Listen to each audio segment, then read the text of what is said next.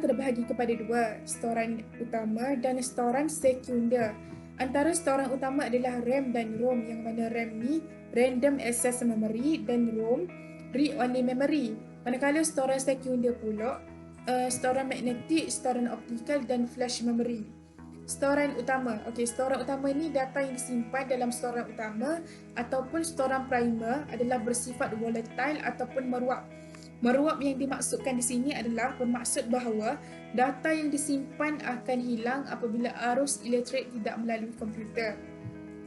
Seterusnya, storan sekunder.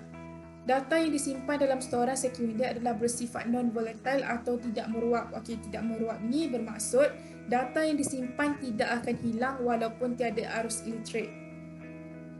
Jadi, beza dia sini, storan utama ni kalau tak ada arus elektrik, data tu akan hilang.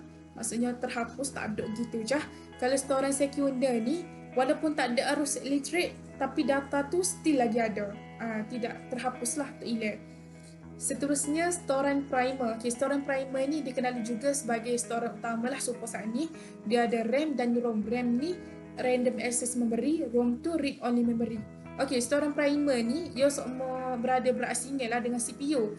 Tapi ia semua berinteraksi atau dicapai oleh CPU.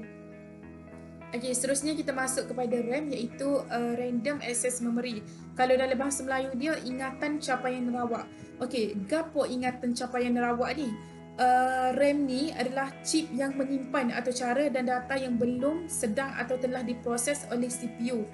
Selain itu, ia juga merupakan storan sementara sahaja kerana sebaik sahaja suis elektrik dimatikan, semua data yang disimpan dalam RAM akan hilang. Okey, seperti kita ayat saat ini.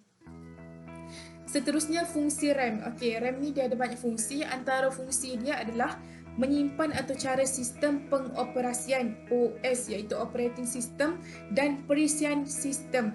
Seterusnya, menyimpan atau cara perisian aplikasi yang digunakan. Yang ketiga, menyimpan data secara sementara dari peranti input dan output. Yang keempat, menyimpan data-data yang diperlukan semasa pemprosesan. Yang kelima, menyediakan ruang storan tambahan jika diperlukan. Okey, itu adalah antara fungsi RAM lah. Seterusnya kita masuk kepada ROM iaitu Read Only Memory. Okey, ROM ni dia bersifat tidak meruat dan tidak boleh diubah oleh pengguna. Yang mana juga ROM ni mempunyai atas cara yang dimuatkan semasa di peringkat perkilangan. Storan ini bersifat kekal. Okey, ROM ni bersifat kekal iaitu program atau data yang dalam ROM tidak akan hilang atau berubah walaupun aliran arus elektrik diputuskan. Dia bezalah dengan RAM tu. Okey, seterusnya kita masuk kepada perbezaan antara RAM dengan ROM lah. Okey, kalau RAM ni dia dikenali sebagai ingatan yang bekerja iaitu working memory. Selain itu, dia juga merupakan data yang boleh ditulis dan dibaca. Dia juga merupakan ingatan sementara sahaja. Seterusnya, RAM ni data yang meruap. Apabila komputer dipadamkan, data akan hilang. Itu maksud dia meruapnya. Seterusnya, RAM ni dia menyimpan data buat sementara sehingga data tersebut dimasukkan ke dalam storan sekunder. Okey, kalau ROM pula ingatan baca sahaja yang mana dimasukkan oleh pengeluarnya semasa dikilang.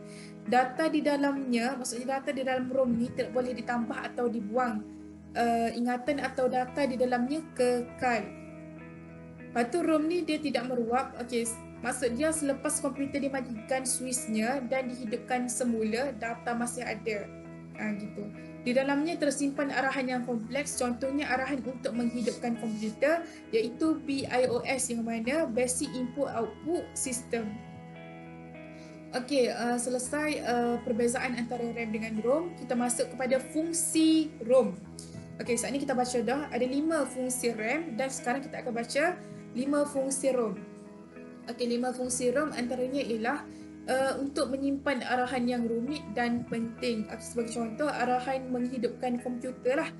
Dan contoh yang kedua adalah bahasa penterjemahan aras tinggi dan sistem pengoperasian iaitu OS, iaitu operating system. Lepas tu seterusnya, antara maklumat yang dimasukkan dalam ROM ialah konfigurasi sistem komputer dan yang terakhir adalah BIOS. supersolid side ni, iaitu basic input or output system, iaitu set atau cara rutin asas dalam komputer. Okey, kita akan masuk kepada storan sekunder sebab habis dah storan utama. Okey, storan sekunder. Storan sekunder adalah sebarang peranti storan yang direka bentuk untuk menyimpan data dan arahan dalam bentuk kekal tanpa disokong oleh sebarang bekalan kuasa. Data dan arahan akan kekal sehinggalah ia dihapuskan sendiri oleh pengguna.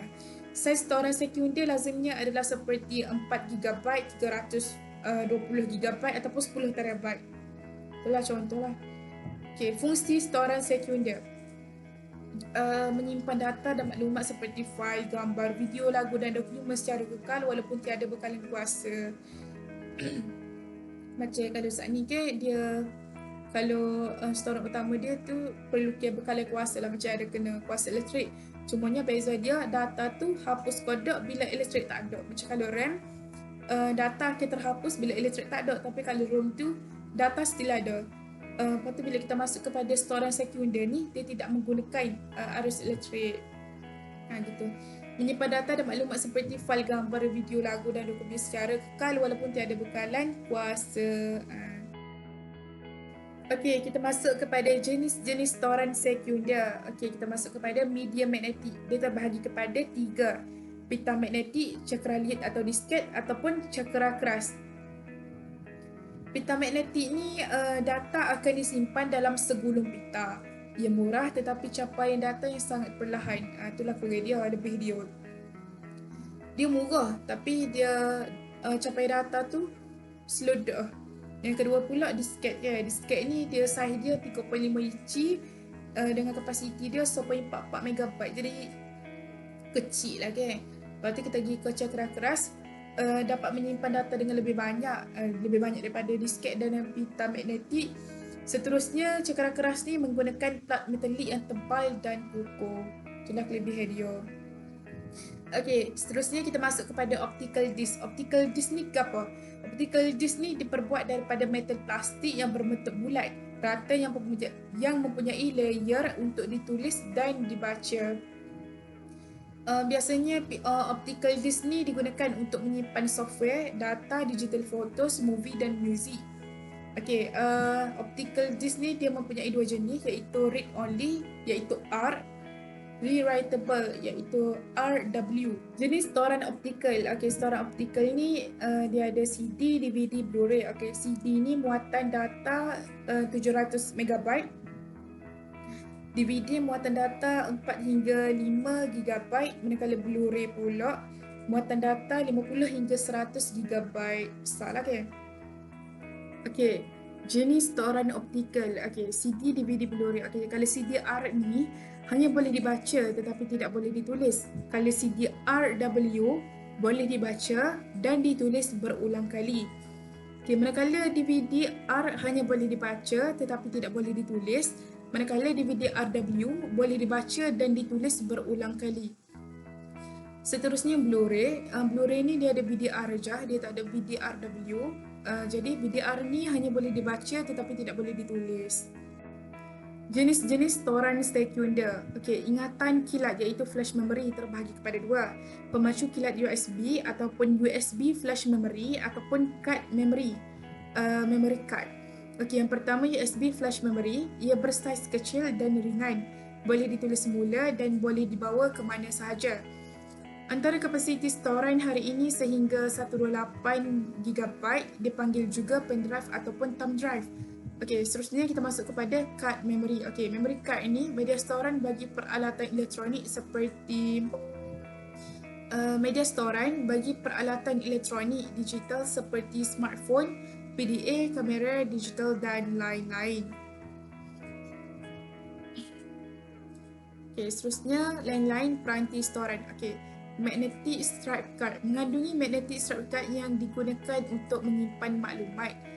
Smart card menyimpan data dalam mini microprocessor yang terdapat pada kad. Okey, kebiasaan dia akan ada dekat sebagai contoh ada ke benda kecil yang dekat IC tu, dekat kad bank, benda-benda gitulah bagi boleh guna chip-chip tu.